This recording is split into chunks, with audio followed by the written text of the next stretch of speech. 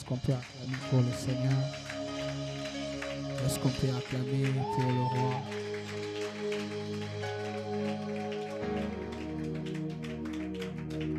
Gloire soit rendue au Seigneur. Regarde, aide-moi à dire à ton frère Shalom, Shalom. Aide-moi à dire à ton frère, tiens encore dans la présence de Dieu. Dis à ton frère, le Seigneur va nous faire encore du bien en ce soir. Nous sommes dans notre texte de base, Actes le chapitre 13. Nous lirons du 1er au 3e verset. Actes 13, 1 à 3. Que Dieu bénisse la chorale abondamment. C'était très profond. Que Dieu vous bénisse, Maman Alice. Que Dieu bénisse toute l'équipe. Actes le chapitre 13, du 1er au 3e verset, la Bible déclare: il y avait dans l'église d'Antioche de prophètes et de docteurs: Barnabas, Siméon appelé Niger, Lucius de Cyrène, Manaën qui avait été élevé avec Hérode le tétrarque et Saul. Pendant qu'ils servaient le Seigneur dans leur ministère et qu'ils gênaient, le Saint-Esprit dit: mettez-moi à part Barnabas et Saul pour l'œuvre à laquelle je les ai appelés. Alors, après avoir prié, gêné et prié, ils leur imposèrent les mains et les laissèrent partir. On va prendre Romains les chapitre 12, le verset 1. Romains 12, le verset 1. Romains 12, le verset 1. La Bible déclare: je vous exhorte donc, frères, par les compassions de Dieu, à offrir vos corps comme un sacrifice vivant, saint et agréable à Dieu, ce qui sera de votre part un culte raisonnable. On va finir avec Apocalypse chapitre 1, du 5e au 6e verset. Apocalypse 1, 5 à 6. La Bible déclare ce qui suit: de la part de Jésus-Christ, les témoins fidèles, les premiers-nés de mort et les princes des rois de la terre, à celui qui nous aime, qui nous a délivrés de nos péchés par son sang et qui a fait de nous un royaume de sacrificateurs pour Dieu son Père. À lui soit la gloire et la puissance au siècle des siècles. Est-ce qu'on peut acclamer pour la parole du Seigneur? Reprenons nos places sous la grâce de Dieu. Reprenons nos places sous la grâce du Seigneur. Alors, comme vous le savez, nous sommes dans nos 14 jours de jeûne et de prière. Et depuis hier, nous avons commencé à parler de notre thème qui nous réunit: mettez-moi à part. Est-ce que tu peux dire à ton voisin: mettez-moi à part? Dis à ton autre voisin: mettez-moi à part. Alors, comme nous avions commencé à le dire hier, nous avions dit cette phrase qui va nous accompagner durant ces 14 jours. Dieu s'approprie ce qu'il veut utiliser. Lorsque Dieu veut utiliser un homme, lorsque Dieu veut utiliser une famille, lorsque Dieu veut utiliser une destinée, lorsque Dieu veut utiliser une vie, Dieu commence d'abord par s'approprier de la vie en question. Parce que avec Dieu, un instrument utilisé est d'abord un instrument conquis. Là où Dieu veut utiliser, il commence par posséder. Lorsque vous voyez le Seigneur commencer à vous réclamer votre vie, lorsque vous avez l'impression que le Seigneur commence à vous interdire ce qui est normal pour tout homme, lorsque vous avez l'impression que le Seigneur commence à vouloir vous écarter d'une lignée, vous écarter de votre génération, d'une certaine manière de faire les choses, c'est que l'Éternel vous a ciblé pour vous utiliser, c'est que l'Éternel a posé son regard, c'est que l'Éternel a posé sa faveur sur vous, afin que vous soyez son instrument de gloire. Il n'y a pas de service divin sans consécration, il n'y a pas de service pour Dieu si au préalable Dieu ne t'aimait pas à part. Dis à ton voisin: lorsque Dieu t'aimait à part, c'est qu'il veut t'utiliser. Dis à ton voisin: lorsque Dieu commence à t'amener dans des chemins différents, c'est qu'il veut tracer une destinée pour toi. Ainsi, nous avons parlé de ces textes de base qui est en train de nous réunir. La Bible montre Dieu qui veut utiliser l'apôtre Paul. La Bible montre Dieu qui veut utiliser ses puissants serviteurs. Comme vous le savez, dans la Bible, il y a eu des hommes que Dieu a utilisés profondément.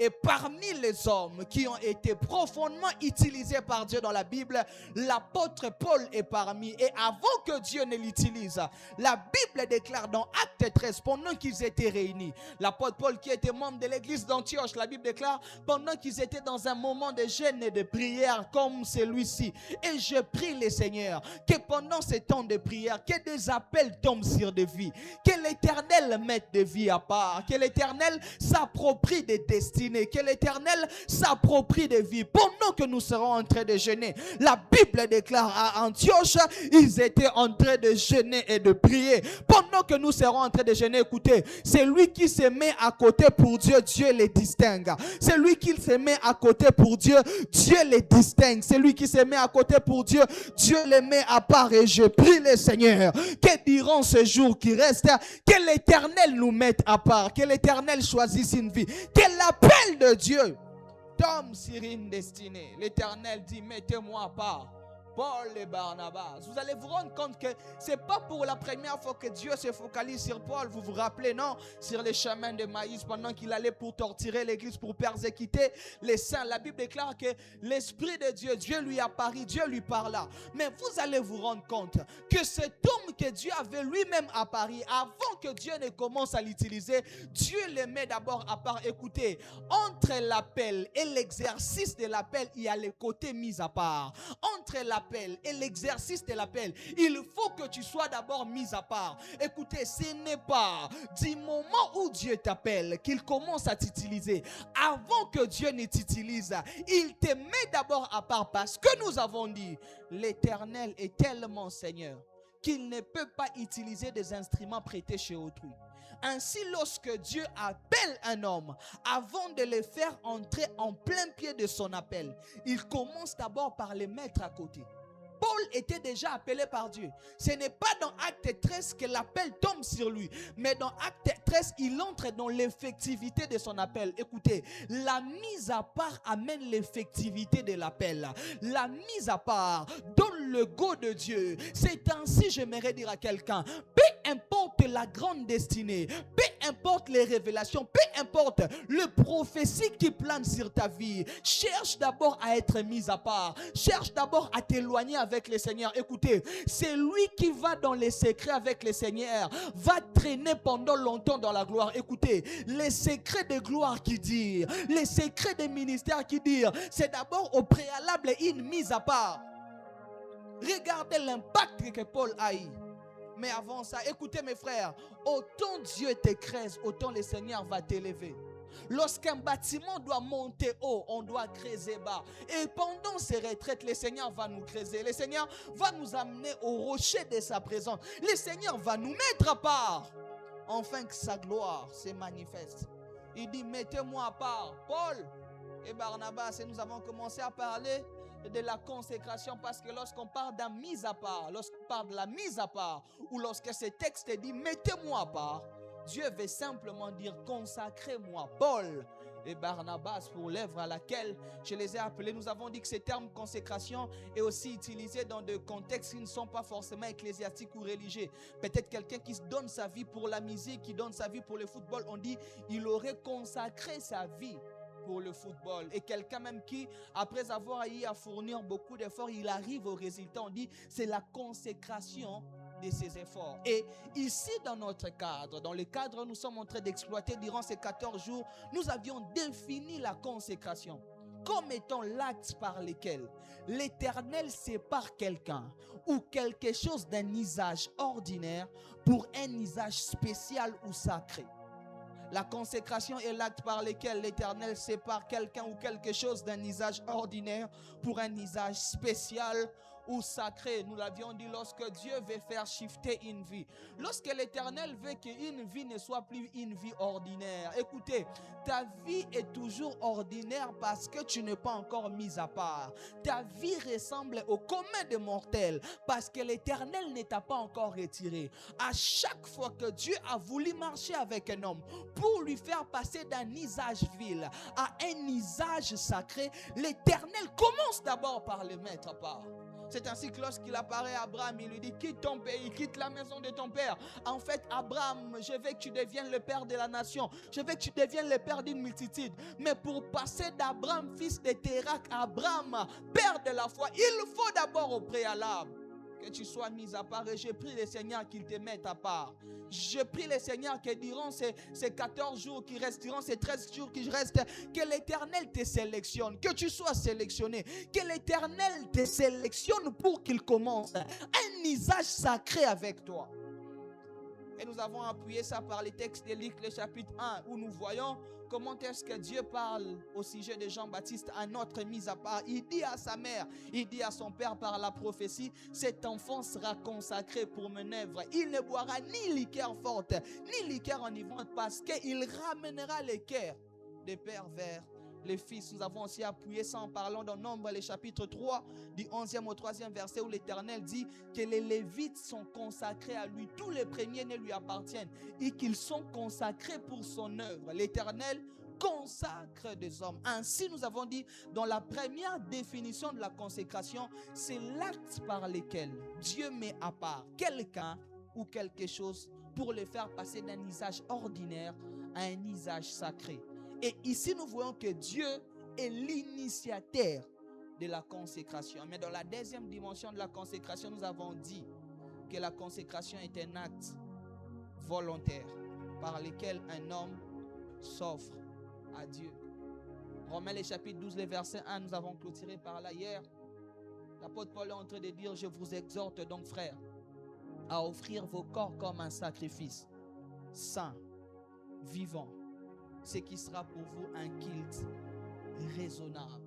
L'apôtre Paul montre que c'est un acte volontaire et c'est là que nous avons même fini hier en demandant à Dieu de prendre nos vies, en demandant à Dieu de nous tuer, de nous séparer de ce qui fait notre vie, de faire de nous des holocaustes, afin que sa gloire se manifeste au travers de nous.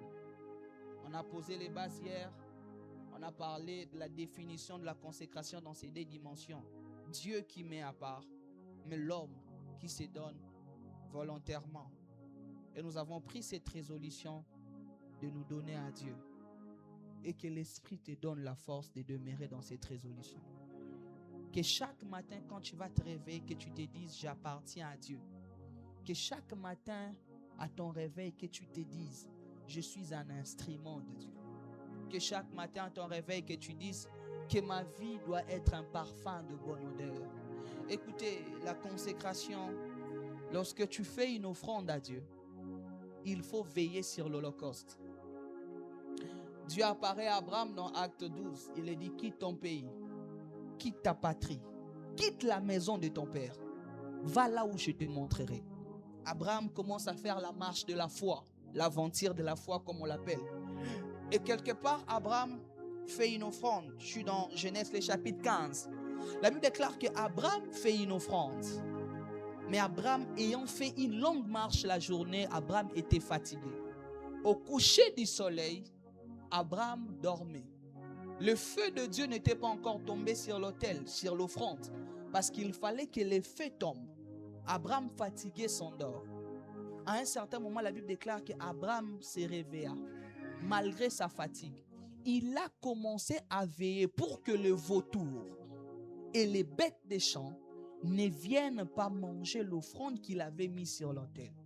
Écoutez, après vous avoir offert, veillez à rester sur l'autel. Parfois, le problème n'est pas le commencement. Le problème, c'est le fait de demeurer dans la résolution. Abraham offre à Dieu. Écoutez, il y a des moments où les vautours viennent. L'image de Genèse 15 est l'image où lorsqu'on s'offre à Dieu, on doit veiller continuellement que notre vie ne quitte pas l'autel. C'est que nous sommes là, nous demeurons. En fait, on ne se consacre pas à Dieu pour un moment. On se consacre à Dieu pour toute une vie. La consécration est un acte où on se donne à Dieu à jamais. On ne se donne pas à Dieu. Écoutez, une offrande n'est pas récupérable. Lorsqu'on s'offre à Dieu, c'est pour la vie. Ainsi, vous devez au quotidien veiller sur les attitudes, sur les choses qui peuvent faire en sorte que l'offrande soit bouffée par les vautours. La Bible déclare qu'il se faisait soir, mais Abraham veillait sur l'offrande. Que Dieu te donne de veiller sur l'offrande que tu es. Que Dieu te donne à ce que rien ne te fasse quitter l'autel. que même lorsqu'il y aura des vents, que même lorsqu'il y aura des temps difficiles, que même lorsqu'il y aura des perturbations, que tu restes constamment sur l'autel de Dieu. Que tu restes là. Que rien ne te fasse quitter. Écoutez mes frères, si vous ne veillez pas sur vous-même, vous allez vous rendre compte que vous n'allez plus rester dans les résolutions prises autrefois. Et dans la marche avec Dieu, quand on s'offre, on veille. On veille. C'est ainsi que quelque part, Paul est en train de dire, examinez-vous vous-même pour savoir si vous êtes encore dans la foi. Alors, aujourd'hui, on va, toujours dans notre introduction, nous sommes toujours en train d'introduire ces messages. On va parler de quelques généralités au sujet de la consécration. Dis à ton voisin, quelques généralités au sujet de la consécration. Hier, nous avons défini. Aujourd'hui, on va parler des généralités de la consécration. La première généralité au sujet de la consécration, la voici. Le Seigneur qui s'est donné, en retour doit tout obtenir. Je répète, c'est ça même la base de la consécration. Le Seigneur qui s'est donné, en retour doit tout obtenir. Dis à ton voisin, le Seigneur qui s'est donné, en retour doit tout obtenir. Ézéchiel, le chapitre 18, le verset 4, la Bible déclare, voici, toutes les âmes sont à moi, l'âme du Fils comme l'âme du Père. L'une et l'autre sont à moi. L'âme qui pêche, c'est celle qui mourra. Je répète, Ézéchiel, le chapitre 18, le verset 4. Voici, toutes les âmes sont à moi. L'âme du Fils comme l'âme du Père. L'une et l'autre sont à moi. C'est l'âme qui pêche, c'est celle qui mourra. Écoutez mes frères, le Seigneur qui s'est donné, en retour doit tout obtenir. Mes frères, Christ est la graine sémée par le Père, afin que les fils de Dieu se multiplient dans les fils des hommes. Je répète, Christ, lorsqu'il mourait, Christ était une graine que le Père a sémée, afin que les fils de Dieu se multiplient dans les fils des hommes. Écoutez, là où Christ est réellement Seigneur, l'homme n'a plus de vie. En fait, c'est lui qui est réellement passé par l'œuvre de la croix se rend compte qu'il puise sa vie de la mort du Christ. C'est lui qui est passé par l'œuvre de la croix.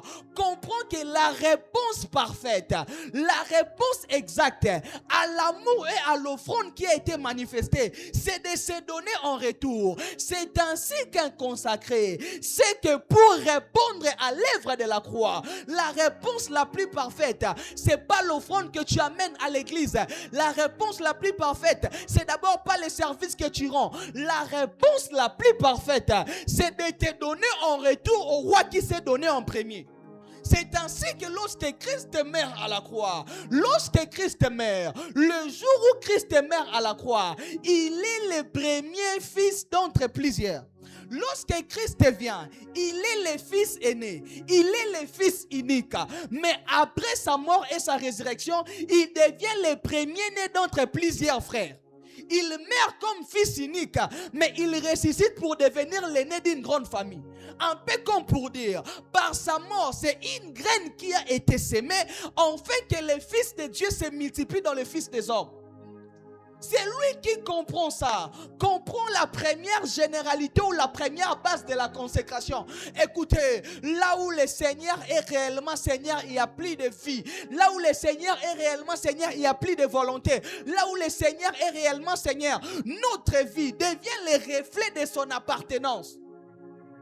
Comme je l'ai dit le jour où j'ai parlé de Jésus-Christ Seigneur, lorsqu'on parlait des seigneurs, les seigneurs, c'était des hommes à l'époque qui avaient des domaines tout entiers qui les appartenaient. Par exemple, Kakaveli tout entier pouvait appartenir à une personne. Et les hommes et les biens qui se trouvaient à Kakaveli appartenaient au Seigneur. Un peu lorsqu'on dit que Jésus-Christ est Seigneur, en d'autres termes, ça veut dire nous sommes obligés et appelés à nous consacrer tout entier à lui. Là où Christ est mort, il n'y a plus de vie. Là où Christ est mort, l'homme est appelé à être consacré. Écoutez mes frères, parfois nous ne comprenons pas que la stratégie de Dieu, c'était un pour plusieurs. En fait, dans la mathématique de Dieu, lorsque Christ mourait, Dieu a joué à ce qu'on appelle l'équipe gagne. il était en train de perdre les fils uniques pour récupérer une multitude de frères. C'est ainsi lorsque Christ vient, il descend comme fils unique, mais il fait son ascension comme le premier-né d'entre plusieurs frères. Est-ce que vous comprenez que du moment où Christ est mort et que vous vous êtes greffé à l'œuvre de la croix, vous n'avez plus de vie? C'est ainsi que Paul, ayant compris ces choses, il est en train de dire, si je vis, ce n'est plus moi qui vis, mais Christ qui vit en moi. Écoutez, là où le Seigneur s'est donné, il demande.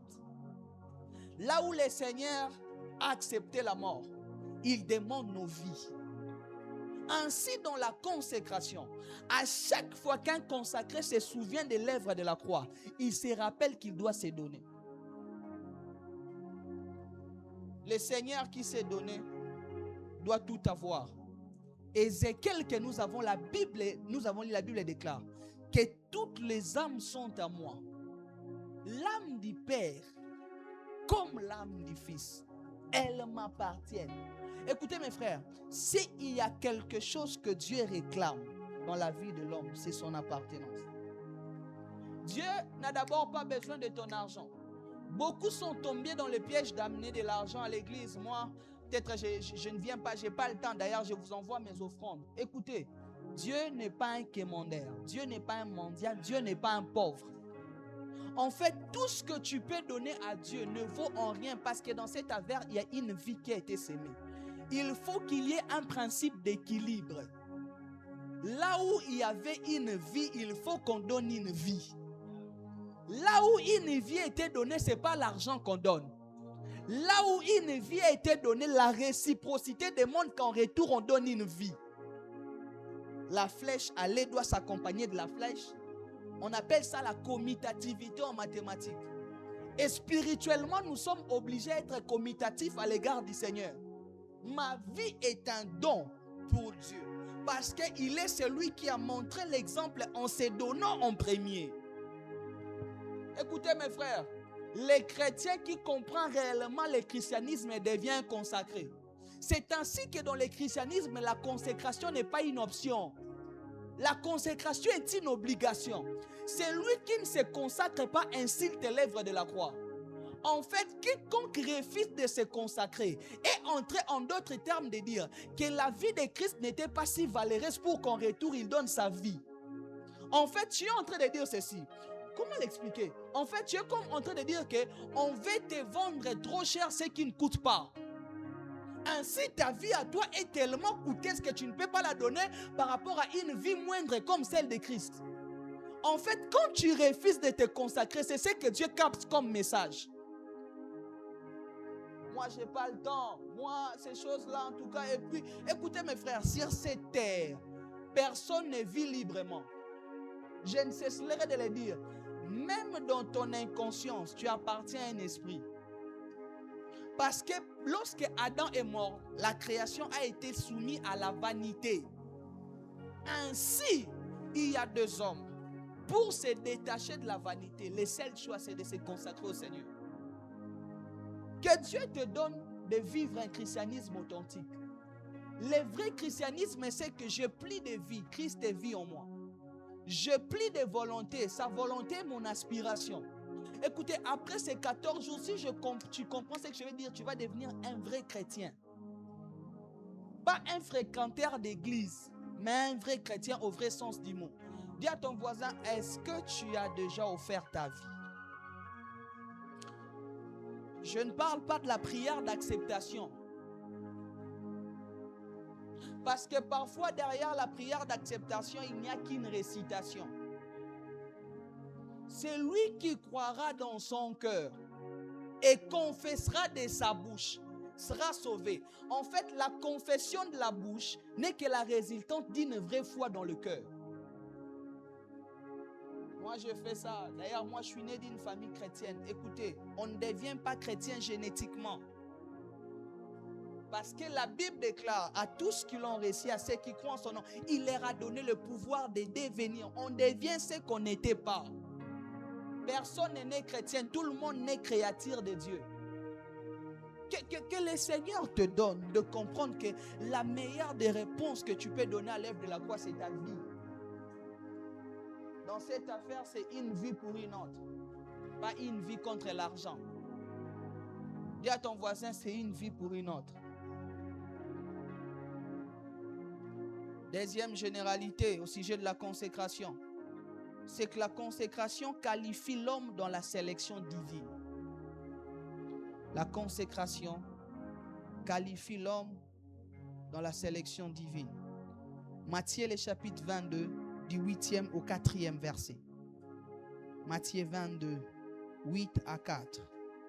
Écoutez, 8 à 14 plutôt. Matthieu 22, 8 à 14. La Bible déclare: alors il dit à ses serviteurs, les noces sont prêtes, mais les conviés n'en étaient pas dignes. Allez donc dans les carrefours et appelez aux noces tous ceux que vous trouverez. Ses serviteurs allèrent dans le chemin, rassemblèrent tous ceux qu'ils trouvèrent, méchants et bons. Écoutez, méchants et bons. Et la salle des noces fut pleine de conviés.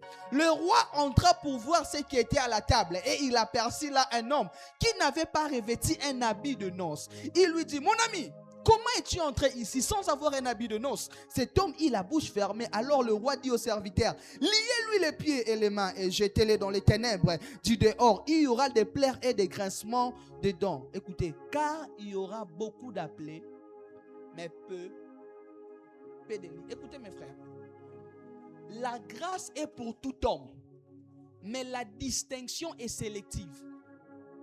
Je répète, ça il faut que tu notes. La grâce est pour tout homme, mais la distinction dans les choses de Dieu est sélective. C'est lui qui a trouvé grâce doit se perfectionner. En fait, la grâce ne t'amène pas à te limiter comme tu as été. Écoutez, on vient au Seigneur comme on est, non pas pour rester comme on était venu. On vient comme on est, mais pas pour rester intact. Les textes que nous venons de lire, la Bible déclare qu'il y avait un Seigneur, on parle du Seigneur, on parle de Dieu en parabole, qui avait organisé une fête. Mais lorsqu'il part inviter les gens qu'il voulait vraiment venir dans la fête, ils se sont dit non, nous sommes occupés, on ne sait pas venir. La Bible déclare qu'il s'est fâché. Il dit à ses serviteurs: allez dans le carrefour, allez dans les routes, appelez quiconque vous allez trouver, qu'il vienne assister aux noces. La Bible déclare que la salle des banquets fut remplie de conviés.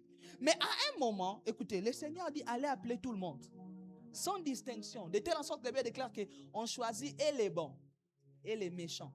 Image de la grâce, ça tombe sur tout le monde. Ça ne choisit pas des races, ça ne choisit pas des couleurs, des faux, ni des familles dans lesquelles on sort. Mais ils ont accès au banquet de l'Éternel. Un peu comme nous, la grâce est tombée sur nous. Nous sommes entrés dans les parvis du Seigneur, dans la maison de Dieu. Nous sommes sauvés. Mais la Bible déclare, à un certain moment, le maître vient. Il regarde l'un d'eux. La Bible déclare qu'il dit: mon ami, comment tu es mal habillé comme ça? Tu ne te rends pas compte que tu n'as pas l'habit qui correspond à ces noces. La Bible déclare, le maître dit: prenez-les, jetez-les au dehors, là où il y a les pleurs et les grincements des dents, car beaucoup seront appelés, mais peu seront élus. Écoutez mes frères, là où la grâce t'introduit, la consécration te maintient. Je répète, là où la grâce t'a introduit, la consécration te maintient. Il était introduit par grâce. Écoutez, la Bible déclare qu'on avait choisi les bons et les méchants. Donc comprenez qu'ils n'étaient pas les seuls à être sales. Parce que la Bible déclare qu'on était sortis dans le carrefour. On a pris tous les hommes. Mais les autres hommes, quand ils sont rentrés, ils se sont rendus compte qu'ils devaient commencer à se perfectionner, de se mettre dans un état pour correspondre aux cérémonies. C'est ainsi que dans la vie chrétienne, qu'on ne vous trompe pas, au-delà de la grâce, Dieu ne fait certaines choses qu'avec les consacrés. Au-delà de la grâce, Dieu ne fait certaines choses. Écoutez mes frères, la grâce est générale, mais la consécration cherche dans les générales les particuliers. C'est ainsi que vous pouvez être dans une même église, écoutons les mêmes pasteurs, recevons les mêmes prédications, mais vous avez l'impression qu'il y a un écart de vie. Écoutez, généralement les écarts entre les chrétiens, c'est au niveau de la consécration. Écoutez, Dieu n'a pas d'enfants chéris, mais ceux qui se consacrent lui sont chers. Qu'on ne vous trompe pas, aux yeux de Dieu, ça c'est la vérité. Aux yeux de Dieu, nous n'avons pas tous le même niveau. Non pas parce que Dieu est injuste, mais parce que certains n'ont jamais voulu se donner en entièreté. Il les avait tous invités sans distinction, mais il fallait qu'ils se conforment à ce qui devait arriver. Écoutez mes frères, la grâce t'ouvre la porte, mais la consécration te stabilise là où tu es entré. C'est ainsi lorsque vous voulez monter avec Dieu. L'un des critères, Dieu ne regarde pas aux enfants seulement. Dieu regarde aux enfants consacrés. Parce que Dieu ne fait pas certaines choses avec tout le monde. 2 Timothée 2 est clair, non? Dans une grande maison, il y a plusieurs vases. Il y a des vases de terre et des vases d'or. Il dit, celui qui se conserve sera un vase d'or, un vase d'honneur, utile à son maître. Écoutez, même dans ta maison, sans le savoir, tu as des assiettes consacrées. Il y a des verres que tu ne sors que lorsque tu as invité une catégorie de personnes. Il y a des assiettes que tu ne mets que lorsque tu as invité une catégorie de personnes. C'est exactement ça avec Dieu. Il y a des instruments que Dieu utilise différemment parce qu'ils sont consacrés tant que de vases d'honneur. Ils étaient tous appelés à la fête. Mais certains n'ont pas changé de vêtements. Celui-là s'était dit, bon, comme on m'a pris comme ça, je reste comme ça. Dieu te prend comme ça pour que tu t'améliores. Et le chemin de l'amélioration avec Dieu, c'est la consécration. Plus tu es en train d'avancer, plus tu es en train de te mettre à part, plus il y a des choses qui sont en train de te quitter.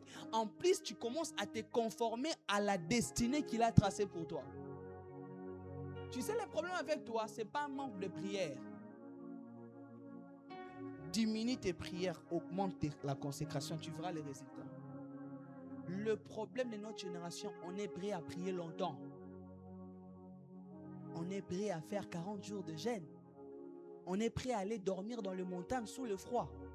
Mais on refuse de se donner. On refuse de se consacrer. Soyez en cire. De Genèse à Apocalypse. Aucun grand homme utilisé par Dieu n'était pas consacré. Là où la grâce prend tout le monde, la consécration établit des leaders. La grâce généralise, la consécration particularise. Qu'on ne vous trompe pas, si vous voulez aller loin avec Dieu, si vous voulez ne pas rester au même niveau, écoutez, lorsque vous ne vous consacrez pas à Dieu, vous resterez au même niveau. Celui qui commence à se consacrer à Dieu grandit. Parce qu'il y a certaines sphères où on n'entre pas avec Dieu. Parce qu'il y a certaines présences de Dieu qui tuent. C'est ainsi qu'ils étaient tous lévites. Mais certains se limitaient seulement au parvis. D'autres pouvaient aller jusqu'au lieu saint. Et d'autres arrivaient jusqu'au lieu très saint. Écoutez, il y a des révélations qu'on a que lorsqu'on est consacré. Il y a des orientations qui tombent sur nous que lorsqu'on est consacré. Il y a des directions que Dieu nous donne que lorsqu'on est consacré. Il y a certains secrets de son cœur que Dieu ne partage qu'aux consacrés. Tu vois ce qui a créé les problèmes, c'est ça. On les a cherchés tous dans les carrefours. Mais au moment de la fête, il y a un d'entre eux qui a compris que je devais me changer. Est-ce que tu comprends qu'en 2026, il faut que tu te changes? Mets un habit de la consécration. Mets un habit qui équivaut à la destinée que tu veux avoir. Vous vous imaginez ces gars-là? À la fin, le maître dit, beaucoup sont appelés, mais peu sont élus. Écoutez, l'élection passe par la consécration. En fait, s'il faut parler aujourd'hui, la consécration est le dernier virage pour que Dieu valide un homme pour ce qu'il veut faire. Dieu ne peut pas aller loin, très loin avec toi, si à la base, tu n'acceptes pas de te séparer de ce que tu crois être important. Pourquoi? Parce que ça finira par combattre la volonté de Dieu. En fait, quand Dieu veut aller loin avec un homme, il fait en sorte que pour cet homme-là, le plus important, c'est Dieu. Je vais vous dire un secret. Il y a certains hommes, certaines femmes, Il ne vous donne pas assez d'amour, non pas parce qu'il ne vous aime pas, il vous protège. J'ai dit quelque chose. À un niveau de la consécration, Dieu devient jaloux. Quelqu'un ne m'a pas compris. C'est ainsi que dans la vie, évitez de vous interposer entre un homme que vous avez trouvé ou une femme que vous avez trouvée avec ses pratiques qui lui ont amené vers Dieu. Si il est tellement cher à Dieu, Dieu peut vous écarter. Il y a certains fiançailles qui n'ont pas abouti parce que tu avais commencé à prendre ces temps avec Dieu. Il fallait vraiment que ça puisse aboutir. Mais en fait, il était un consacré que tu voulais occuper.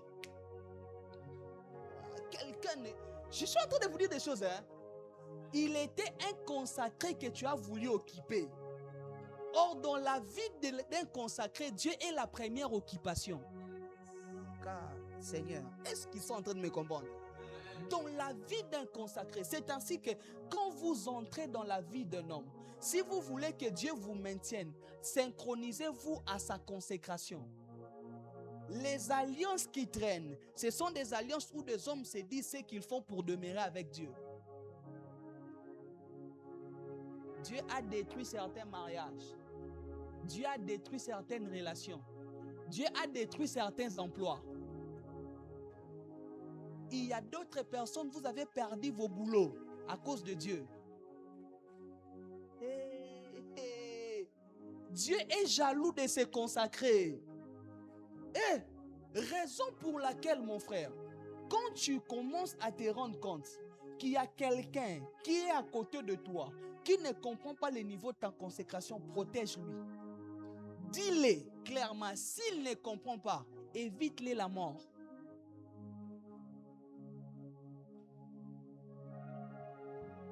Abraham est consacré.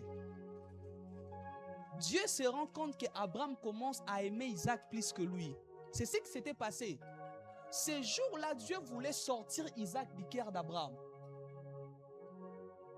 C'est ainsi que des vrais consacrés ne s'attachent pas trop aux choses, ni aux personnes. Ils donnent un amour sincère, mais dans leur amour, ils savent que Dieu reste la priorité. Que Dieu t'amène à comprendre que le problème, ce n'est pas que les gars là ne t'aiment pas. Il t'évite des problèmes que tu ne sauras pas gérer.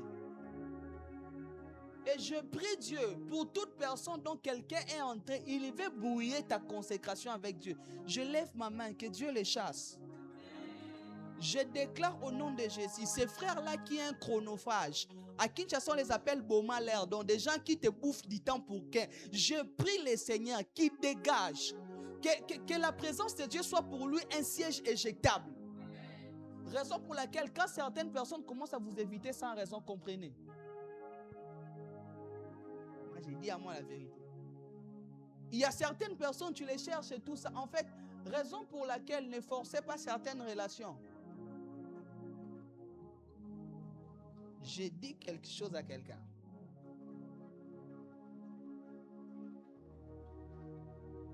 Troisième des choses.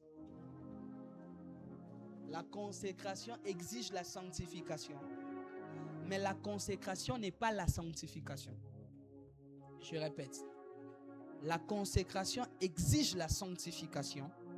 Mais la consécration n'est pas la sanctification. Luc le chapitre 1 du 15e au 17e verset. Car il sera grand devant le Seigneur, il ne boira ni vin ni liqueur enivrante et il sera rempli de l'Esprit Saint dès le sein de sa mère. Il ramènera plusieurs des fils d'Israël au Seigneur leur Dieu. Il marchera devant Dieu avec l'esprit et la puissance d'Élie pour ramener les cœurs des pères vers les enfants et les rebelles à la sagesse de juste. Enfin, de préparer au Seigneur un peuple bien disposé. Un consacré vit dans la sanctification, mais la consécration n'est pas la sanctification. Je vais expliquer. Dans la sanctification, il y a des choses à ne pas faire pour plaire à Dieu. Mais dans la consécration, il y a des choses à faire et à ne pas faire pour atteindre un objectif avec Dieu. Je répète. La sanctification, c'est l'ensemble des choses à ne pas faire pour plaire à Dieu. Ça s'arrête là.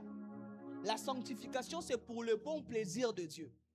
Mais dans la consécration, il y a des choses à faire et à ne pas faire pour atteindre un but avec Dieu. Je vais l'expliquer. Dans la sanctification, on te dira de ne pas tricher. On te dira de ne pas corrompre. On te dira d'être honnête dans la vie.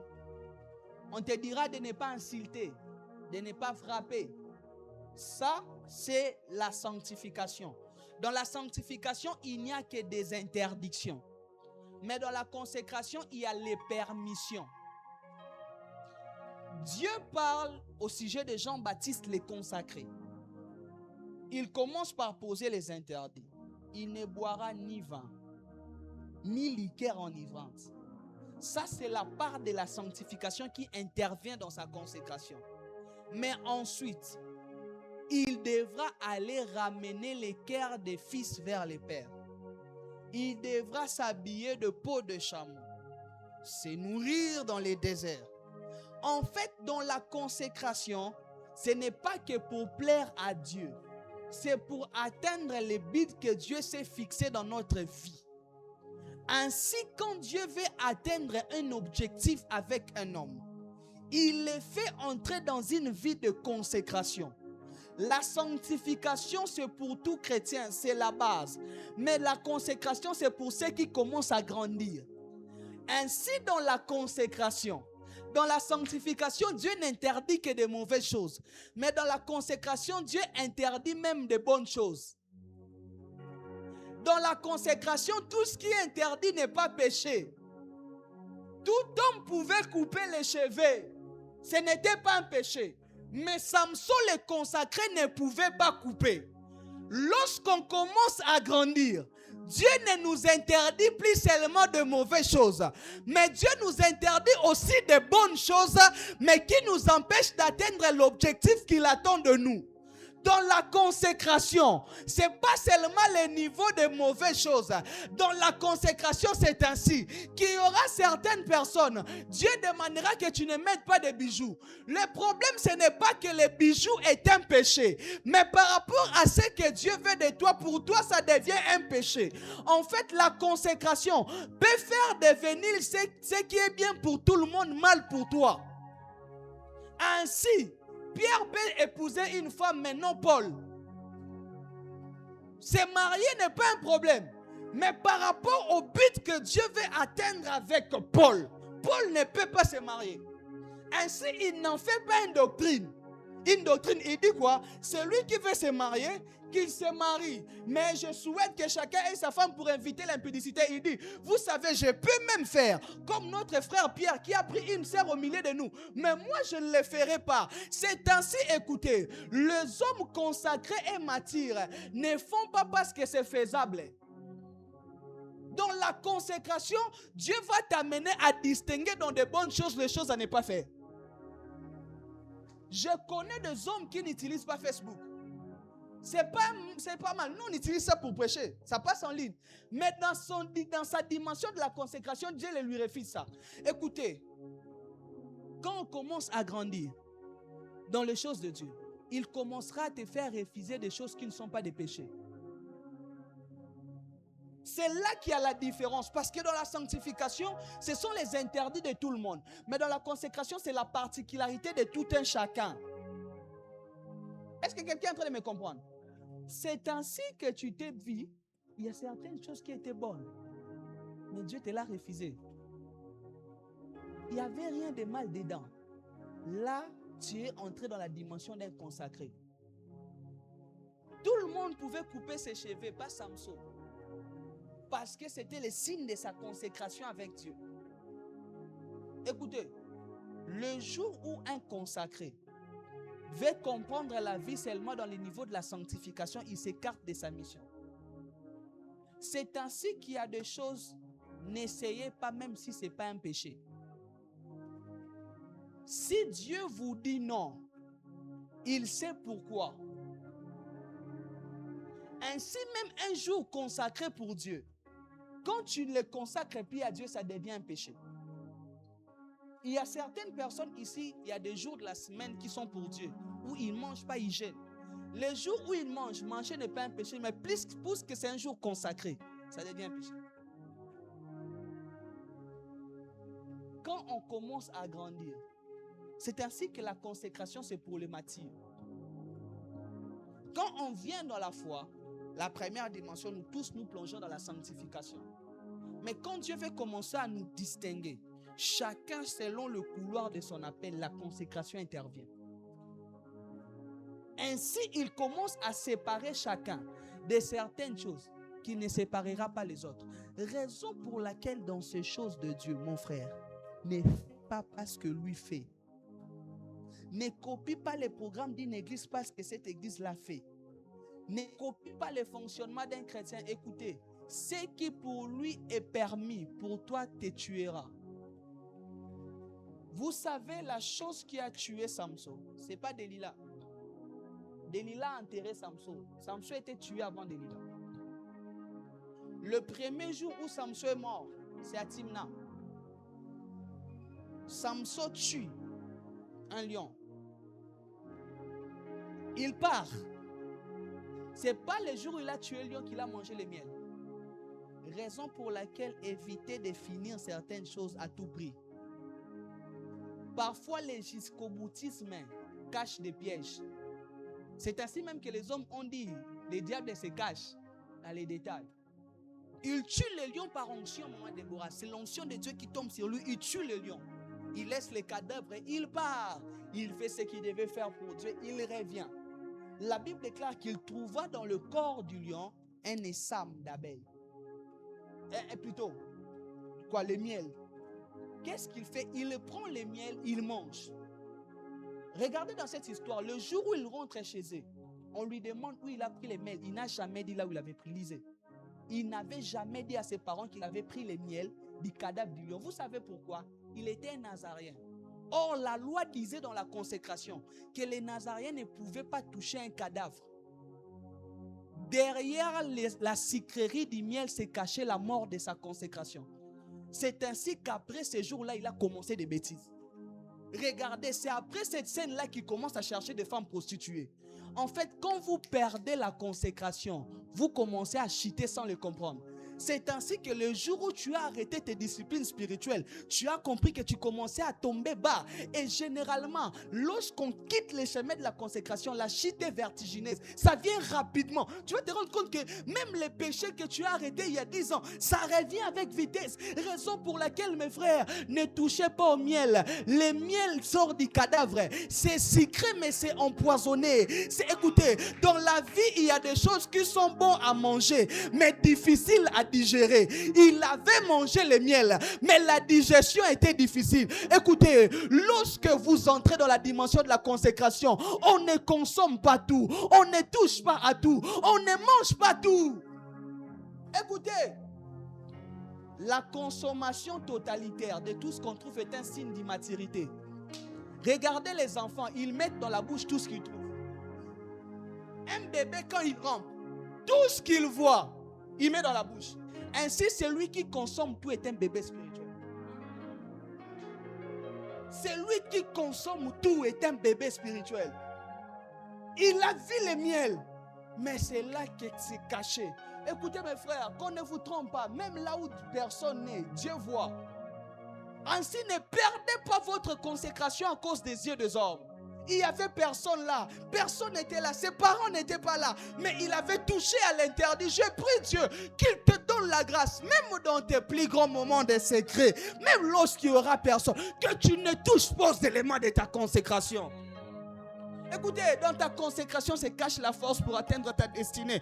Lorsque le diable veut fragiliser une destinée, il sort l'homme du chemin de la consécration. Lorsque le diable veut fragiliser une vie glorieuse, écoutez, le diable ne s'attaquera pas à ce que tu toucheras. Il s'attaquera à ta consécration parce qu'il sait, lorsqu'il s'attaque à ce qui te relie avec Dieu, tu deviens fragile.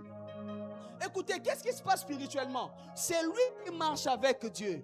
Il ressemble à un garçon qu'on veut taper, mais il marche avec son grand frère qui est le plus fort du quartier. Qu'est-ce qu'il faut faire? La meilleure stratégie, il faut les séparer de son grand frère. quand on les sépare de son grand frère, on peut les toucher, il devient vulnérable. Ainsi, quand tu as l'impression que tu commences à bafouer la consécration, le diable te sépare de Dieu. On veut t'avoir. Écoutez, les diables des stratèges, ils cachent dans les miels la mort. C'est ainsi que j'ai toujours dit que tout ce qui est beau n'est pas bon. La Bible déclare que l'arbre était bon à manger, agréable à la vie. Mais derrière la beauté de la vie, il y avait la mort. Écoutez mes frères, qu'on ne vous trompe pas. Dans toute vie, il y a un arbre interdit. Oui. Pourquoi vous ne vous êtes jamais posé la question? Pourquoi Dieu n'avait pas coupé cet arbre dans les jardins? Ça pouvait être coupé. Pourquoi Dieu l'avait maintenu? Écoutez, chacun aura un arbre interdit de sa vie. Et Dieu les maintient pour voir si tu portes ta croix volontairement. Ah oui. Dans chaque vie, il y a un arbre interdit. Que Dieu te donne de grandir. Il y a des choses avec lesquelles on ne joue pas. Écoutez, lorsqu'on fait tout, on ne fait rien. Lorsqu'on est partout, on n'est nulle part. La consécration te canalise là où Dieu t'attend. Mes frères, avec Dieu, fixez-vous quelque part. Toutes les grandes vies ont un secret. En fait, est-ce que je peux dire quelque chose? Je ne sais pas si vous allez me méprendre. Il n'y a pas de sacré sans secret. Il n'y a pas de spiritualité sans interdit. Ça n'existe pas. Je répète, il n'y a pas de sacré sans secret. Il n'y a pas de spiritualité sans interdit. Là où il y a un Dieu, il y a des interdits. C'est ainsi que vous allez vous rendre compte que peu importe la religion, il y a des choses qu'on leur dit de ne pas faire. La divinité exige des accès limités. Là où il y a un Dieu, il y a des accès non permis à l'homme. Parce que c'est dans les secrets de la consécration que se cache la puissance de Dieu. C'est lui qui accède là, entre dans le domaine de Dieu qui ne lui est pas permis. En fait, tout le monde voyait les cheveux, mais Dieu voyait sa puissance. Pour tout le monde, c'était un gars qui avait de longs cheveux. Ce gars ici, depuis qu'il est né. Raison pour laquelle dans la vie, vous n'êtes pas obligé à tout expliquer. Est-ce que vous savez que Samson grandissait dans la vie? Il y avait certainement des gens qui se posaient des questions. Comment ces gars ne se coiffent jamais? Écoutez, il y a des choses, quand vous commencez à l'expliquer, vous commencez à mourir. Oh mon Dieu. Il y a des choses qu'on n'explique pas. Parce qu'aucun homme ne le comprendra. Vous imaginez Samson avec quel âge? Au moment de sa mort. Imaginez seulement un gars qui a 20 ans. Et il avait plus de 20 ans. Qui ne s'est jamais coiffé. Fermez les yeux. Imaginez la scène.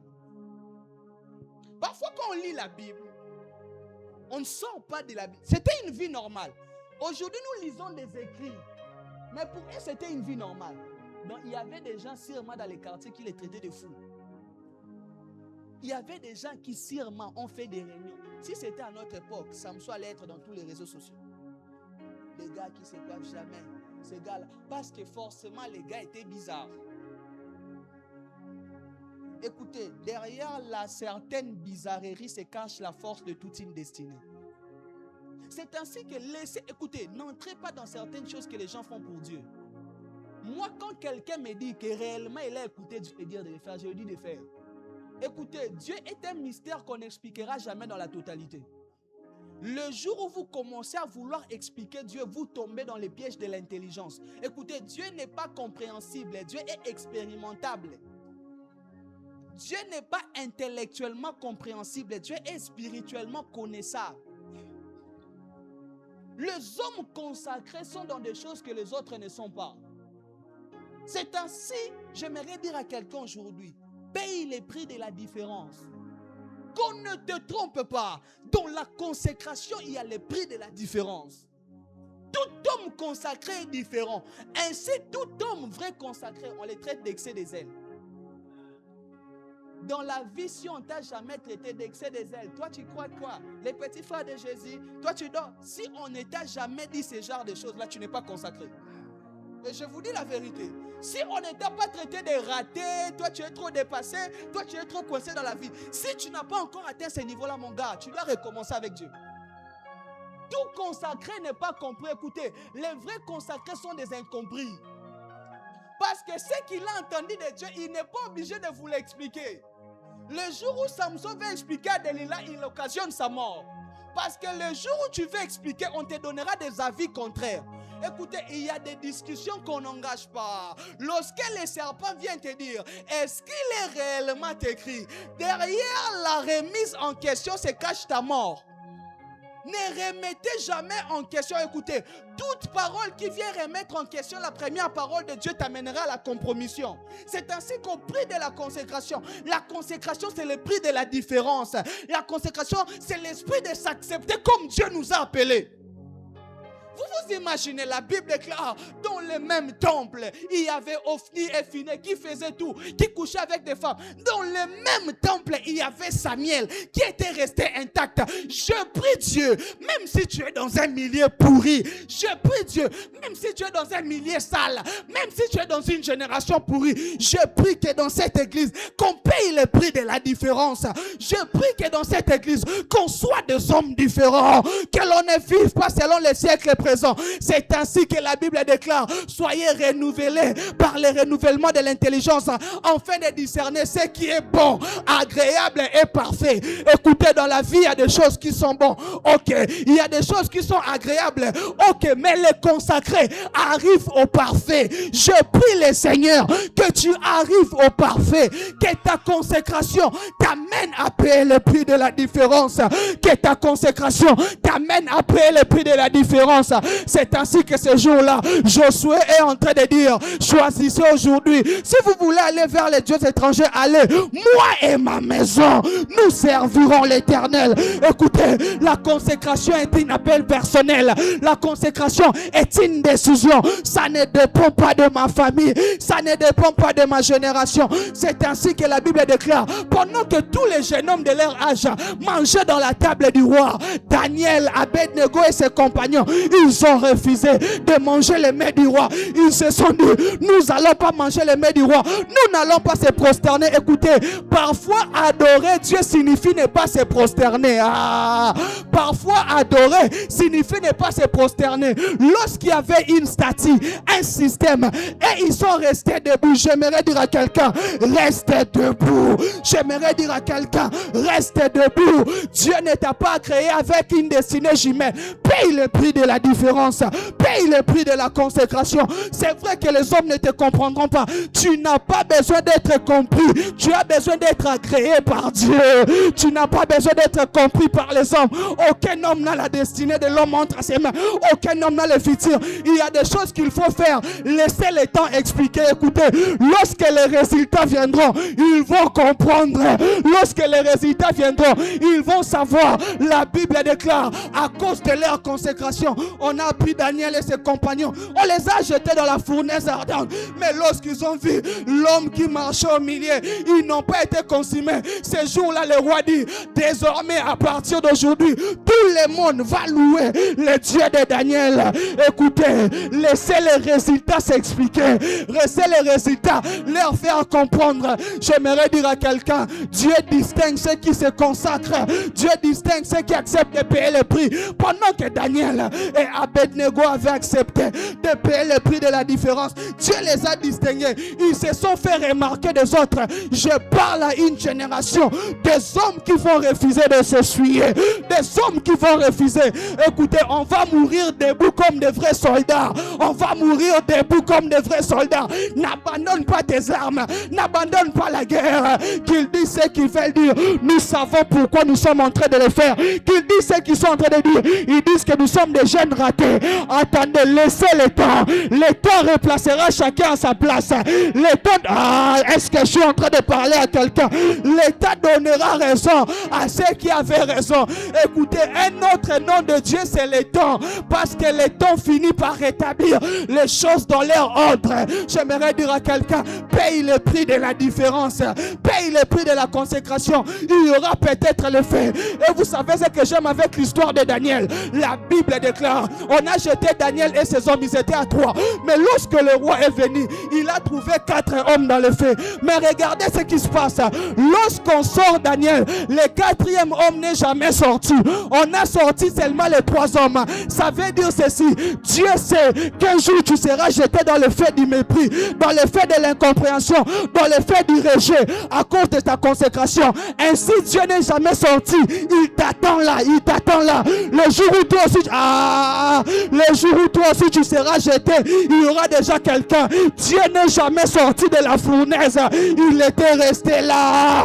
Il n'est jamais sorti parce qu'il sait qu'un jour toi aussi, à cause de ta consécration, on va te chasser du boulot parce que tu as refusé de typoter les chiffres. À cause de ta consécration, ce gars-là va te quitter parce qu'il a dit qu'il voulait d'abord coucher avec toi avant le mariage. À cause de la consécration, les hommes vont te mettre à côté. Même quand les feux vont venir, sois-en sûr, le 4e homme n'a jamais quitté la fournaise.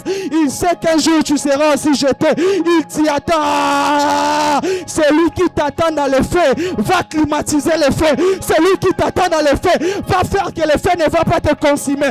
Celui qui t'attend dans le feu. J'aimerais encourager quelqu'un. Continue à craindre Dieu. Continue à payer le prix de la consécration. C'est peut-être pas facile.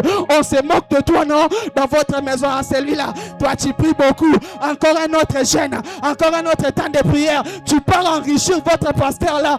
Dis-leur, vous ne savez pas ce que je suis en train de faire. Lorsque Christ est mouru à la croix, les hommes se moquaient de lui, non? Ils disaient, regardez, tu disais que tu es le roi des Juifs.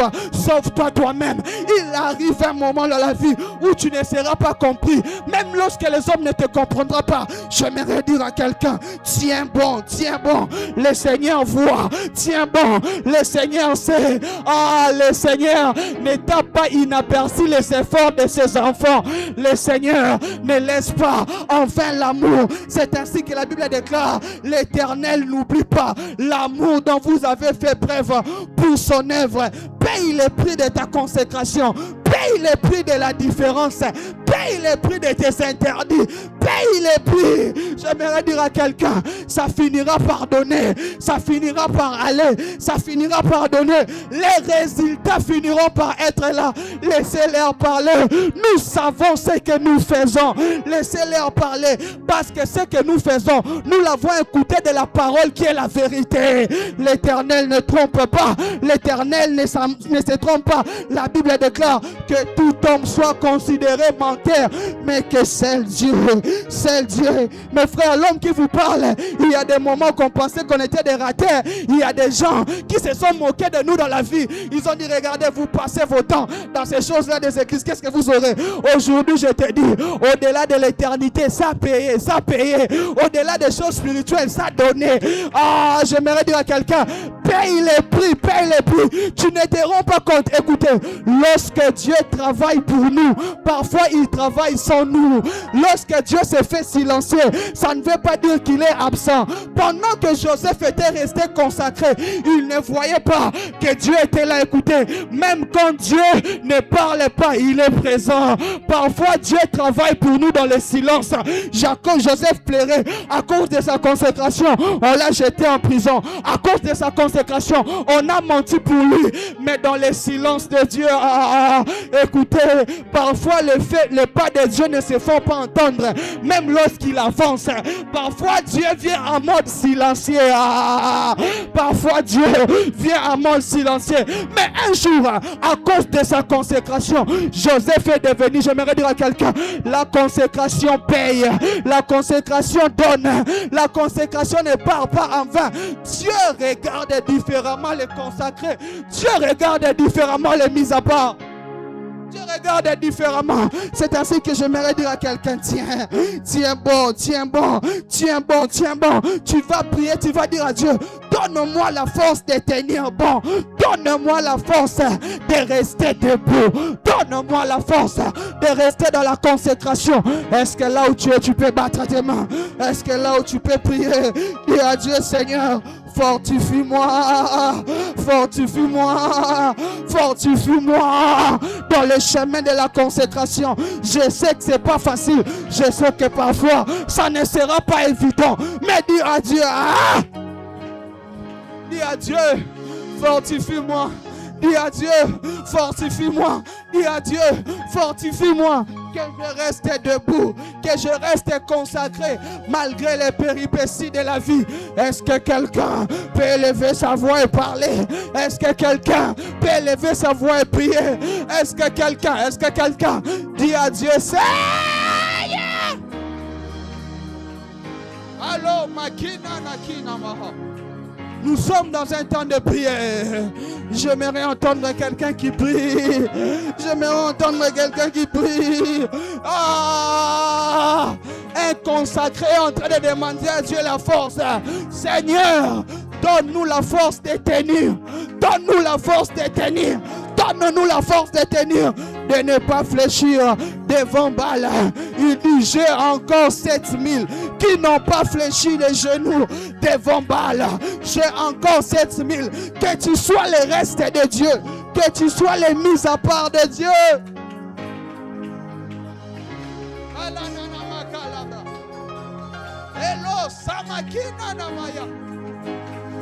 Que tu sois le reste de Dieu dans cette génération. Libra Anto Manakina Contana Mega et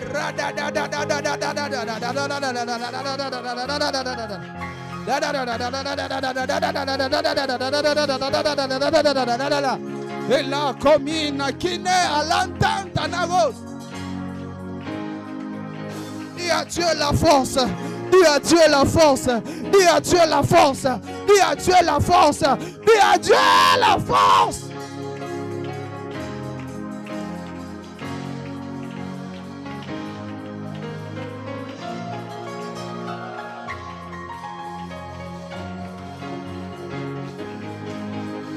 Et là, voilà, comprana maya. Et rabrada baya shanda dabra. Et la bradaga. Donne-nous la force de tenir. Donne-nous la force de rester debout. Donne-nous la force de te suivre au détriment de tout. Au détriment de tout. Au détriment de tout. Au détriment de tout. Donne-nous la force.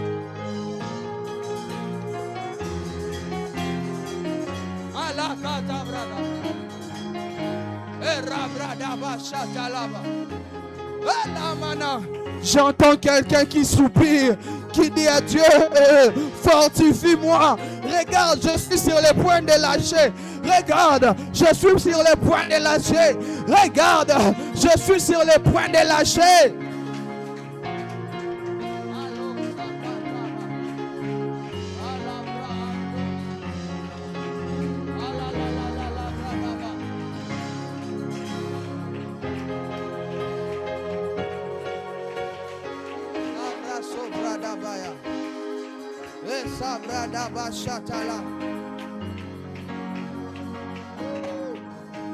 Nous avons ainsi prié au nom d'eux. Nous demandons la force de rester debout au nom d'eux. Nous demandons la force de rester consacré au nom d'eux. Nous demandons la force de tenir ferme au nom d'eux. Nous demandons la force de rester debout au nom d'eux. Tu vas prier. Tu vas dire au Seigneur, toi qui as commencé à affaiblir. Il y a même certains éléments, parce que pendant qu'on était en train de prier, le Seigneur m'a parlé des hommes et de femmes qui ont laissé tomber les éléments de leur consécration. Tu savais que ça, c'était les limites. Ce n'était pas des péchés, mais pour toi, c'était interdit. Mais tu as faibli. Il y a une grâce de la restauration dans la maison. Tu vas prier, tu vas dire à Dieu, un peu comme Samson, qui pouvait dire Éternel, donne-moi encore une fois la force. Et la Bible déclare que ses cheveux repoussèrent. Tu vas dire à Dieu, Seigneur, donne-moi encore la force. Là où j'ai gâché l'alliance, Seigneur, je viens ce soir réparer. Là où j'ai gâché, Seigneur, je viens ce soir remettre les choses en ordre.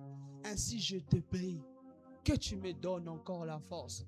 Et pendant que nous serons en train de prier, il y a un vent de restauration qui va souffler dans la maison. Je les sens fort dans mon esprit. Le Seigneur veut rétablir des alliances brisées. Le Seigneur veut restaurer des autels qui ont été renversés parce que le Seigneur n'abandonne. Brakina alakine nama agada. La main de Dieu est dans la maison parce que l'Éternel n'abandonne pas facilement ses projets.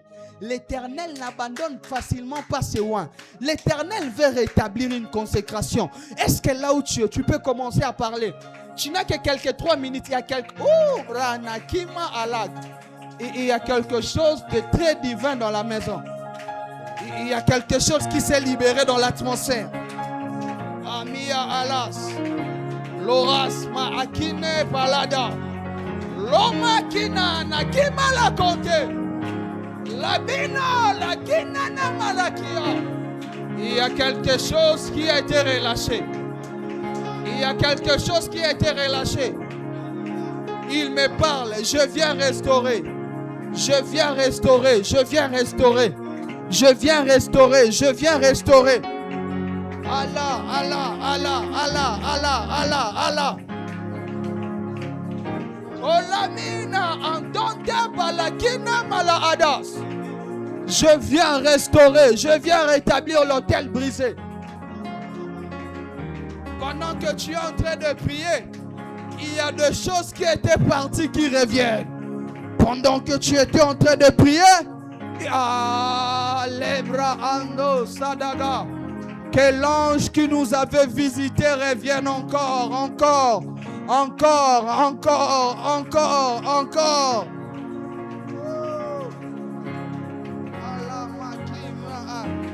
Que l'esprit qui nous avait affectés, pendant que tu es en train de prier, l'Esprit de Dieu est en train de restaurer. L'Esprit me parle de dons, de dons, de dons. Dedans, tu avais la capacité de surfer dans le don spirituel. Mais à cause du perte de la consécration, il y a comme des choses qui t'ont quitté. Maintenant, pendant que tu es en train de parler, il y a comme un esprit qui est en train de souffler. Et quand Ali, Allah, Akima, Atante, Balada. Père, Esprit de Dieu, merci de venir relever. Merci de venir rétablir. Je compte 1, 2, 3, 4, 5, 6, 7. Je les libère, ça commence dans la salle. L'Esprit de Dieu, ça commence, ça commence. L'Esprit de Dieu est en train de rétablir. Ali, Akane, Apala, Lokima, Atanta. Et le don qui revient plus fort que ce qui était perdu. La Bible déclare, lorsque le fils prodigue était de retour, il a réussi la plus belle tunique. Ce que tu as perdu n'est pas plus grand que ce que Dieu veut te redonner. Je compte 1, 2, 3, prends, reçois. Toi qui es concerné, je prie au nom de Jésus que la main de Dieu te cherche et te trouve. Que la main de Dieu te cherche et te trouve. Que l'esprit de la restauration tombe sur toi maintenant. Et makina, palakina atanta. Ça tombe sur des vies, ça tombe sur des vies. Spirit of living God. Spirit of living God. Spirit of living God. Ça va souffler et ça va saisir des vies. Ça va souffler et ça va saisir des vies. One more again. Please. Je vois ici tomber sur 4 personnes un manteau de la restauration. Je compte 1, je compte 2, je compte 3, je compte 4. Recevez la restauration de Dieu. Recevez la restauration de Dieu. Recevez la restauration de Dieu. Alakima alakante. Lebra antos. J'allume un feu nouveau. J'allume un feu nouveau. Ainsi me parle l'Esprit. J'allume un feu nouveau. J'allume un feu nouveau. Plus fort que ce qui était éteint. Plus fort que ce qui avait disparu. Plus fort. Il y avait des hommes et des femmes ici qui avaient la capacité de voir en esprit. Tu avais la capacité. Oh Makina, Dieu me parle des prophètes des songes. Des hommes et des femmes qui voyaient la nuit ce qui arrivait la journée. Des hommes et des femmes qui même lorsqu'ils marchaient, ils entendaient des voix leur parler. Mais à cause de la perte de consécration, ces choses t'ont comme quitté.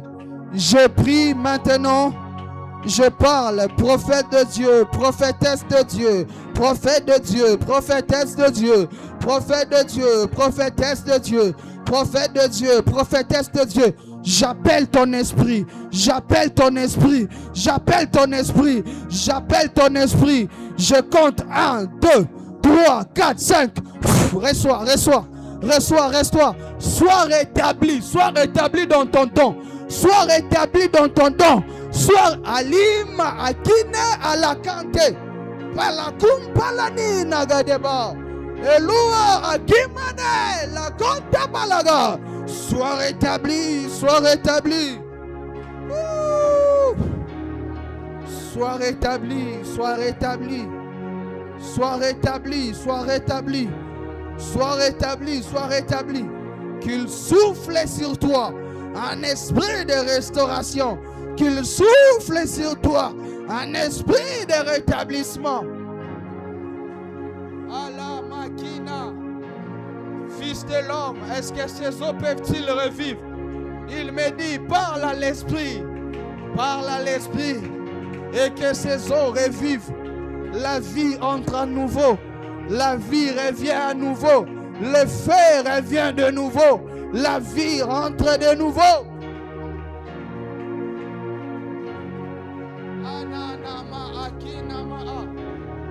Je suis, ainsi me parle l'Éternel, je suis le Dieu de ton enfance. Je suis le Dieu de ton enfance. Le Dieu qui a commencé avec toi dans toute ton inconscience. Je suis le Dieu de ton enfance.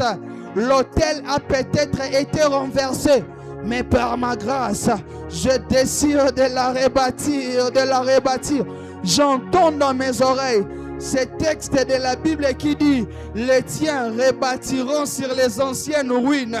Les tiens rebâtiront sur les anciennes ruines. On les appellera réparateurs de brèches. Réparateurs de brèches. Parce que l'Éternel frayera un chemin nouveau. Amina, Akinana, Antote. Olima, je suis le Dieu de tes parents. Je suis le Dieu dont tes parents t'ont amené dès le bas âge. Je suis ce même Dieu et je n'étais jamais où Ali, Akina, Akataba. Il y a une grâce de la restauration dans la maison. C'est ce que j'entends. Je suis le Dieu de tes parents. Je vois une image. Un enfant qu'on a pris dans la main, qu'on est en train de mener dans l'école de l'Ecodim. Je vois une image d'un enfant qu'on prend dans la main, qu'on est en train d'amener à l'Ecodim. Et l'Esprit est en train de me dire: je suis le Dieu de tes parents, le Dieu qu'on t'a initié dès l'enfance. Je ne t'ai jamais oublié. Alima, Akine, Palakina, Nakantanamaya. Je veux rétablir ce qui était perdu.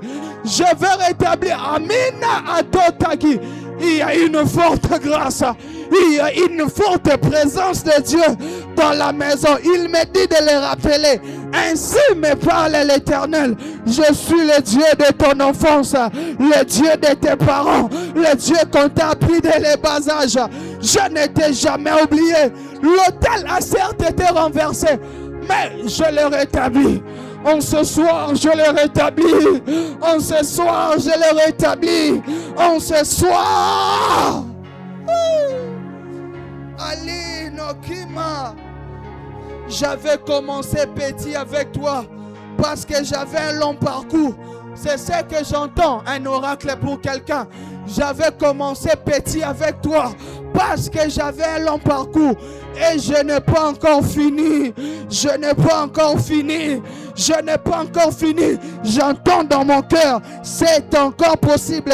Je le vois, il est en train de l'écrire dans mes yeux. C'est encore possible.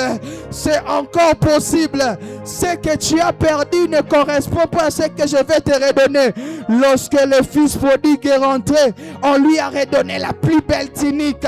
Reçois maintenant une nouvelle tunique qui tombe. Un nouveau manteau descend maintenant. 1, 2, 3, 4, 5, 6, 7. Reçois. Un nouveau, oh mon Dieu, un nouveau manteau descend maintenant. Un nouveau manteau. Reçois-le maintenant. Reçois-le maintenant. Reçois-le maintenant. Un nouveau. Oh, makina katekataka. Palima entanta paladia. Un nouveau manteau. Je te donne un nouveau manteau. Je te oins de nouveau. Je te capacite nouveau. Je te ali akima akante palaya. Et tum palakina agada. Je rétablis un nouveau manteau. Je vois des hommes sur lesquels on est en train de placer des galons. Comme dans une formation militaire, on est en train de passer des galons. Dieu est en train de me dire pour quelqu'un, tu as réussi à ton épreuve. Tu as réussi à ton épreuve. Maintenant, je te grade. Je vois quelqu'un sur lequel on est en train de mettre des galons. Et l'Esprit de Dieu me dit, tu as réussi à ton épreuve. Maintenant, je suis en train de te grader. Une nouvelle autorité spirituelle est en train de se poser. Akima atata. La pana kimanaga. Elua akimane antanaba. Tu as réussi à ton épreuve. Je te grade. Je te grade. Je te grade. Je te grade. Ce que tu as traversé t'a amené, oh mon Dieu, t'a amené dans l'onction de ta destinée. Le problème que tu as rencontré, tu vas le résoudre lorsque les autres seront dans le même problème. Le problème que Ami Akina Balansi Kana Makite. Oh, la bekane kanto makia. Eli alos ma akeno. Ala benna kosapalia. Ala la laba, ala la baya. Ala la baya, ala la baya. Je rétablis, je rétablis. Je rétablis, je rétablis. Je rétablis, je rétablis. Je rétablis, je rétablis. Je rétablis, je rétablis. Je rétablis, je rétablis. Je rétablis, je rétablis. Je t'ai rétabli dans tes droits. Je t'ai rétabli dans ta portion. Reçois, reçois, reçois, reçois. Reçois, reçois. In the name of Jesus. In the name of Jesus. In the name of Jesus. In the name of Jesus. Akane, Akane, Akane. Akane, Akane, Akane. Alakami, Atonte. Je te rétablis, je te rétablis. Allo Zamina, Akina, Bradabaya. Je te rétablis. Plus fort que hier. Plus fort que les autres fois. Plus fort que les autres fois. Plus forte, plus forte, plus forte. La makine, Talima ante, la copa la daga. Je suis un père aimant. Je suis un père aimant. Je suis un père aimant. Je suis un Ali Namana. Alokina kanabradabaya. Radadadadada. Oh Zakaba. Hello Makina.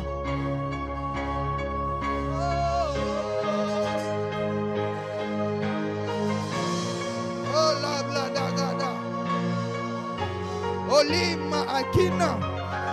Puisse cette église soit composée de mise à part et de mise à part. Puisse cette église. Ah, Emma Ada. J'élève une génération nouvelle. J'élève une génération nouvelle. Des hommes et de femmes par lesquels ma gloire va éclater. Oh Makina. Cette église sera une maison de consacrés. Cette église sera une maison de consacrés. Mana Sakate.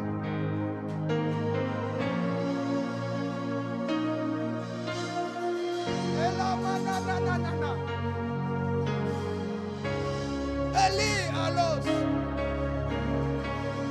Olable ante. Lokima anas. Elobli nakima nakana namane. Ala bla da da da da la la la la la la la la la la.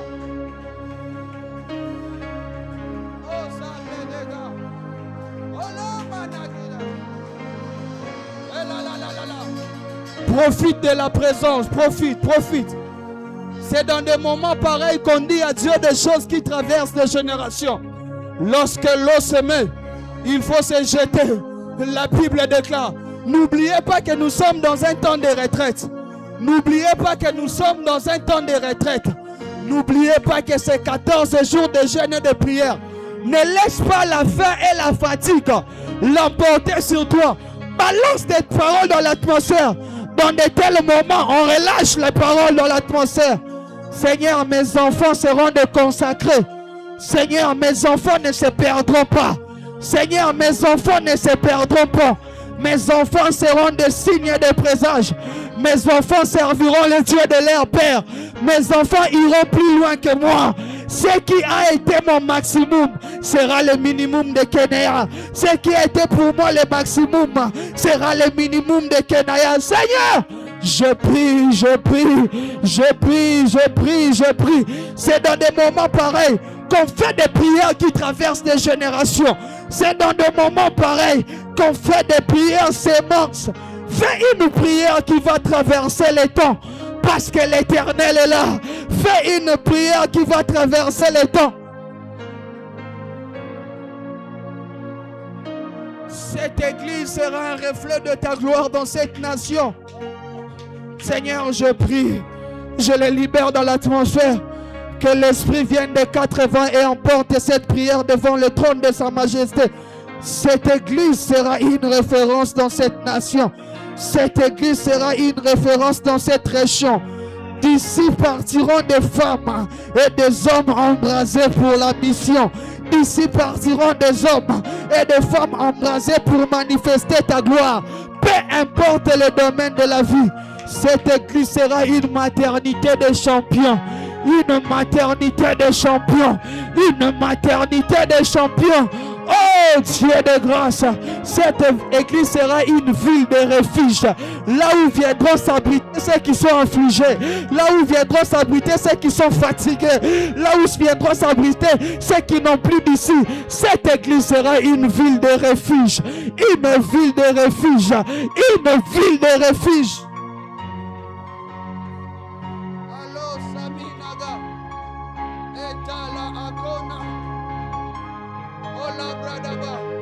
On ne parlera pas de divorce au milieu de nous. On ne parlera pas de divorce au milieu de nous. Tu donneras dans cette maison, dans cette église, des familles stables, des familles stables, des familles équilibrées. Que cette église, Seigneur, puisse être composée de familles équilibrées, de familles équilibrées, de familles équilibrées. Seigneur, je les libère dans l'atmosphère pendant que ta gloire est là, pendant que ta présence est là. Que l'Esprit vienne des 4 vents, qu'il apporte cette prière devant le trône de sa majesté le roi.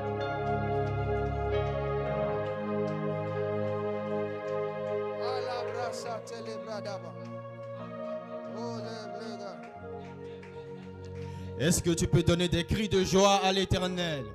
Est-ce que tu peux donner des cris de joie à l'Éternel à cause de ce qui s'est fait? Est-ce que tu peux donner des cris de joie?